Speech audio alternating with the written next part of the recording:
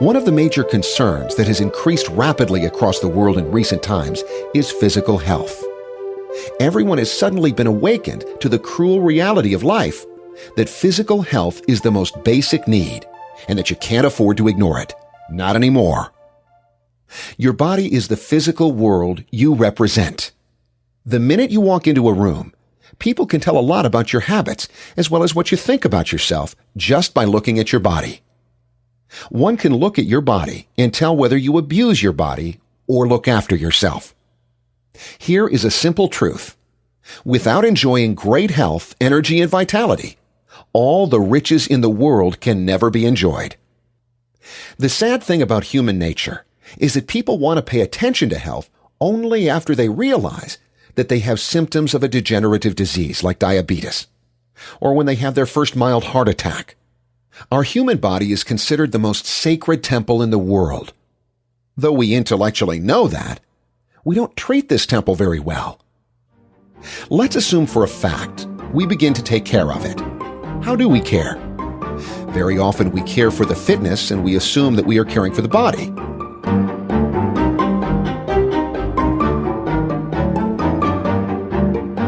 These days, a vast majority of people talk about fitness, and they think they're actually talking about health. Well, there's a big difference between health and fitness. Fitness is the physical ability to perform an athletic activity. Health, however, is defined as the state where all the systems of the body, nervous, muscular, skeletal, circulatory, digestive, lymphatic, hormonal, etc., are working in an optimal way. If you look in the dictionary, you can do it. Open up a dictionary. It says right there in a medical dictionary, the definition of health is not just the absence of symptoms. It's actually 100% function.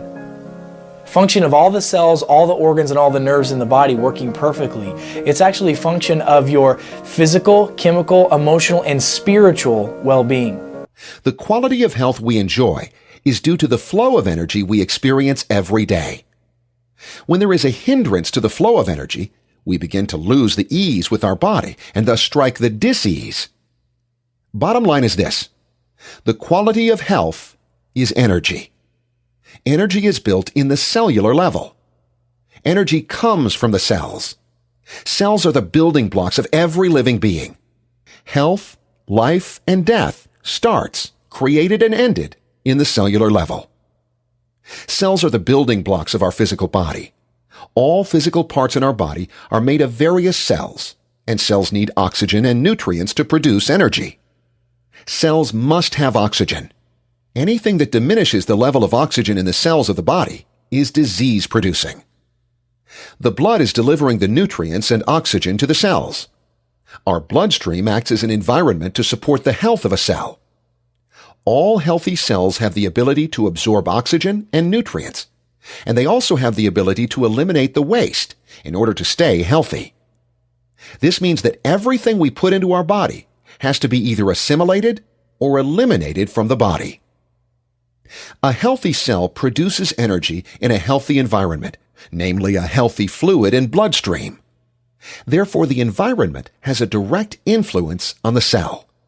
A healthy environment keeps the equilibrium, and when that equilibrium is lost, disease strikes.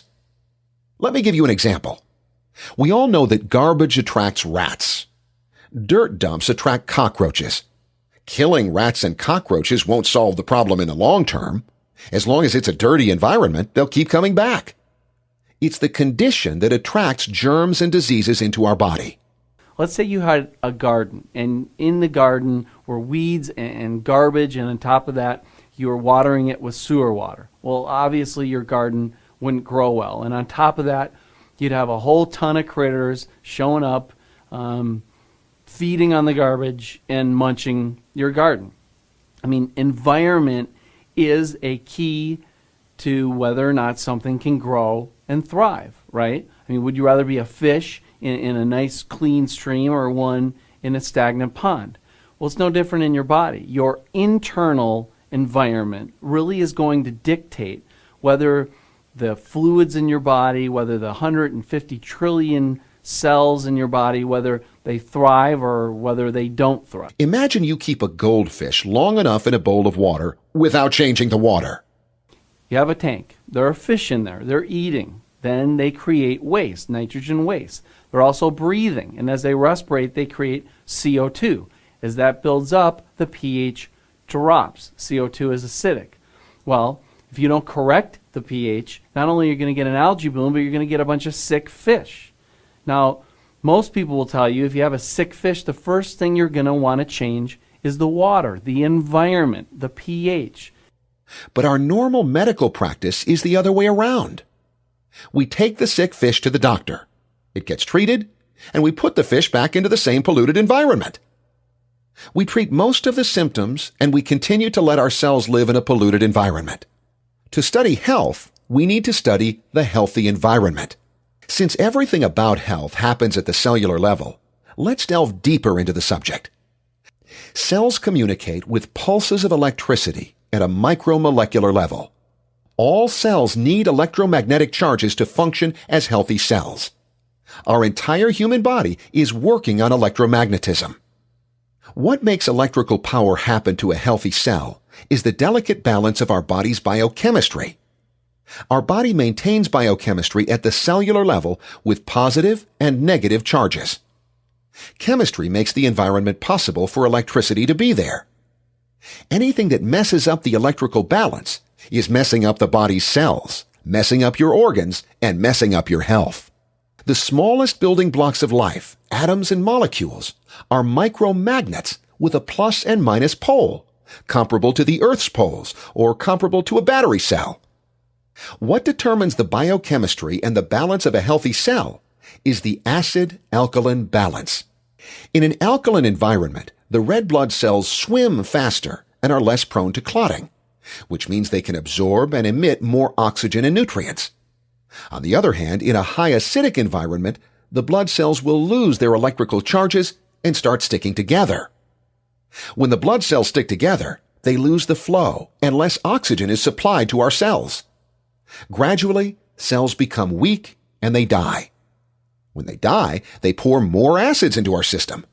The environment gets even more polluted. A spiral of negative events occurs to make things even worse. Now acidity increases, and high acid in our system is a big problem. Why? The reason is high acidity causes all kinds of disease. And above all, the creation of acid in our system breaks down our biochemistry. The blood is a living, liquid organ that is our life. And our health is in direct relationship to the health of the blood. It's because all of our organs and tissues and glands are made from our blood. And that blood, the focal primary site of that blood production, is made in the crypts of the small intestine, what I affectionately call the root system of our body. When that part of our body is healthy and strong, we build healthy blood. And in turn, from there, we build healthy body cells that build up our organs and tissues and glands. Our body needs a healthy balance of acids and alkaline to keep the electromagnetism of our cells. Now, maybe you've heard that the pH of your blood, which is the most important fluid in your body, the pH of it doesn't change much. And that's actually true. But some people will go further and say, well, then the pH of your body doesn't change. And that's not true. The pH of your blood must be regulated between about 7.3 and 7.4. If it moved out of that range, you would not be alive.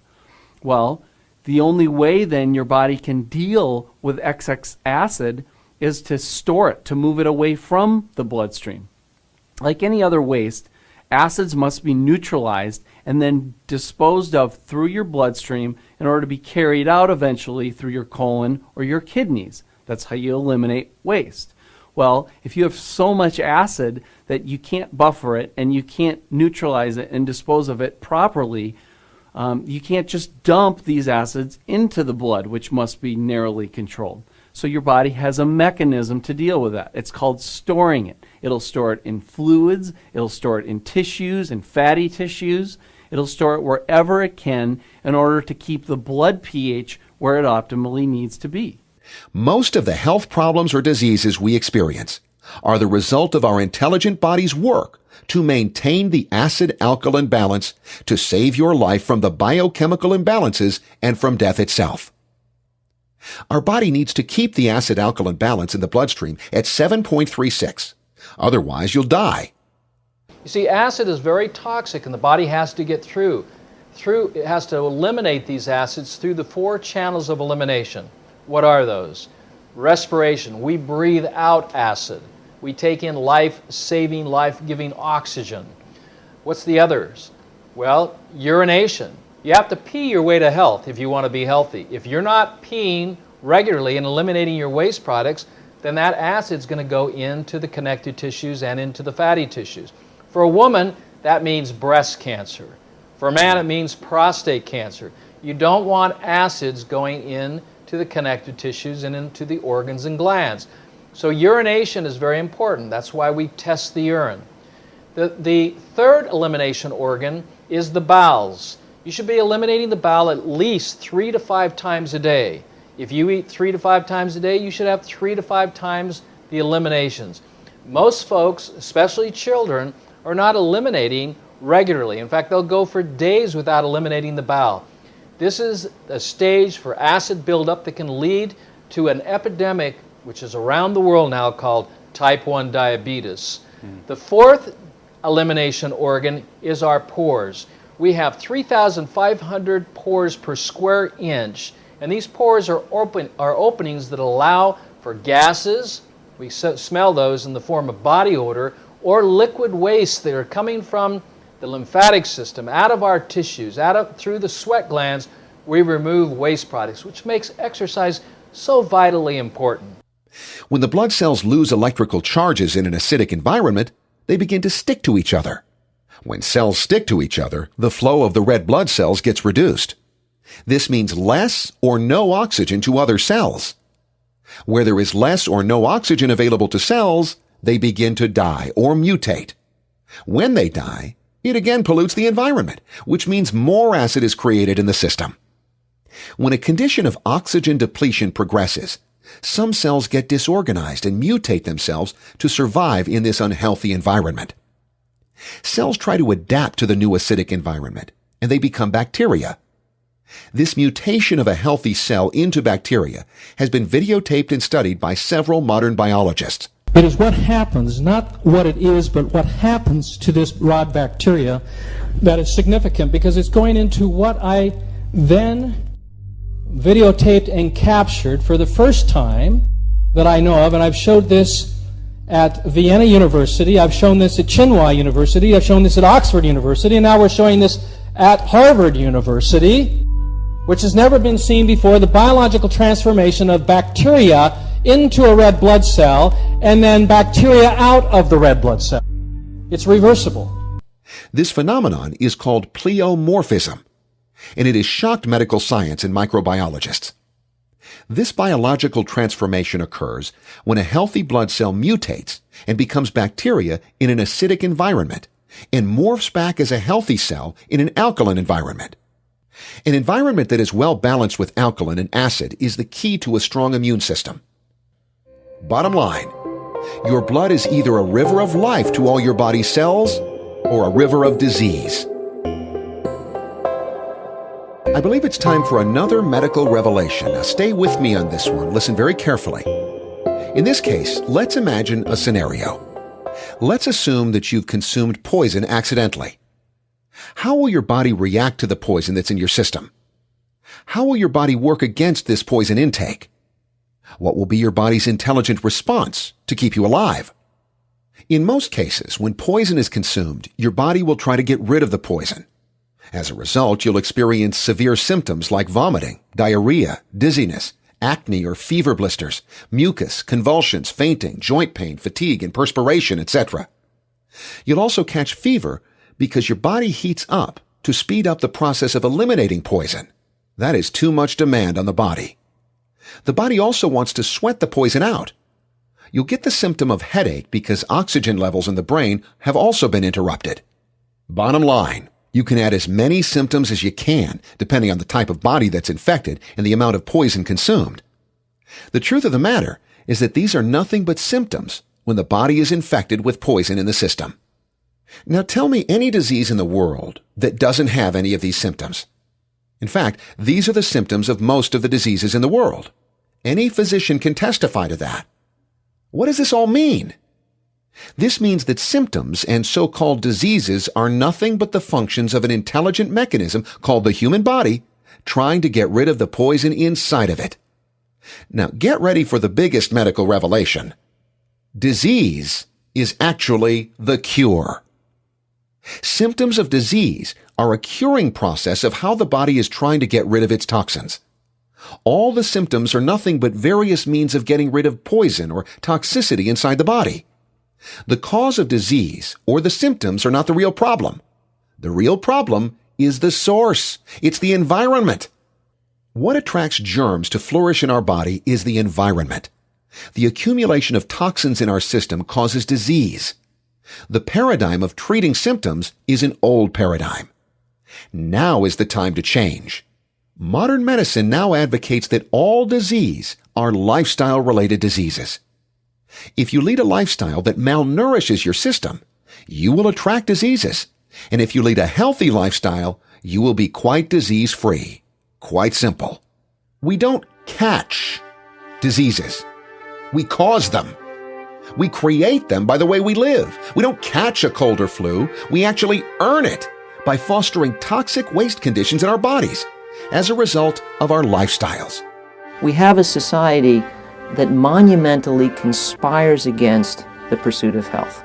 We have wave after wave of labor-saving technology that says don't ever use your muscles for anything, along with messages that you should be more physically active. We have every year the introduction of hundreds, if not thousands, of new highly processed foods, the majority of which glow in the dark. At the same time, we're telling people eat foods closer to nature. And we have crazy, hectic routines that wear everybody out without doing any of the physical exertion that would actually be good for them. We have schools where we teach children to sit still all day long so they can become adults we can't get off couches with crowbars. So there's an awful lot about our society that is at odds with the basic message of don't smoke, be active, eat a healthy diet, and by the way, control stress and get enough sleep. We don't make those things easy. We ideally would make health lie along the path of least resistance. But if not the path of least resistance, there at least needs to be a path so you don't have to bushwhack your way there. The foundation of health is a healthy bloodstream, the system that transports oxygen and nutrients to all the cells in your body. If you have a healthy circulatory system, you're going to live long and lead a healthy life. The environment is the bloodstream. Then what is the control button for the system? It is breathing. We all do it, but we don't really do it well.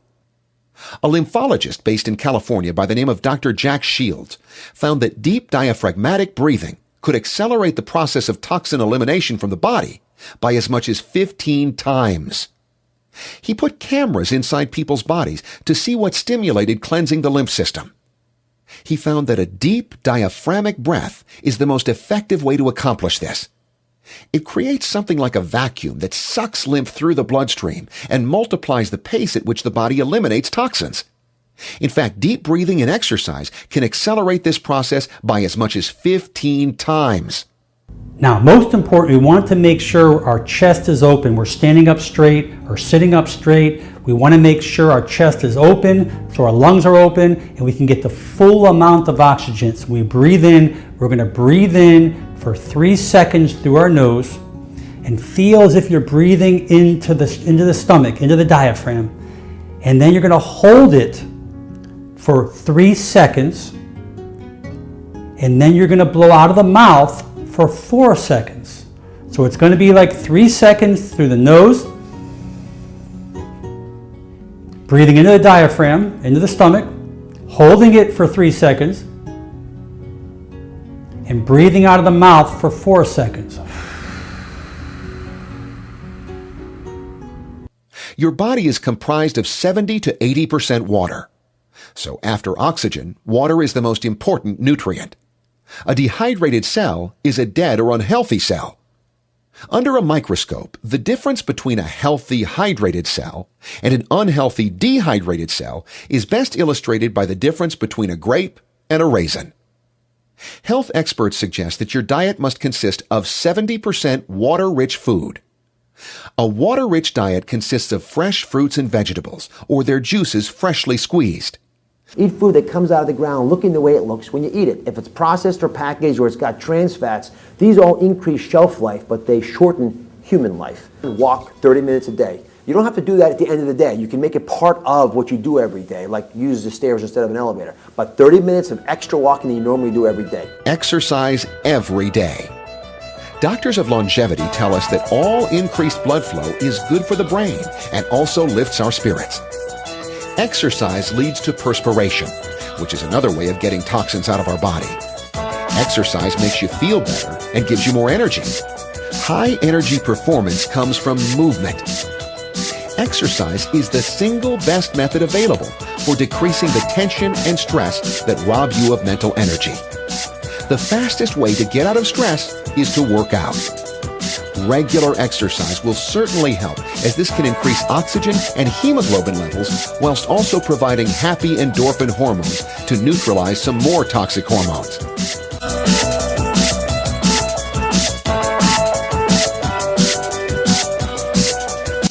It is decisions that determine the quality of our health. The lifestyle decisions we make every day determine our health and diseases. In the near future, the real improvement in our healthcare is less likely to be driven by the advancement of medical science than by our improved decisions in dietary changes and our healthy lifestyle.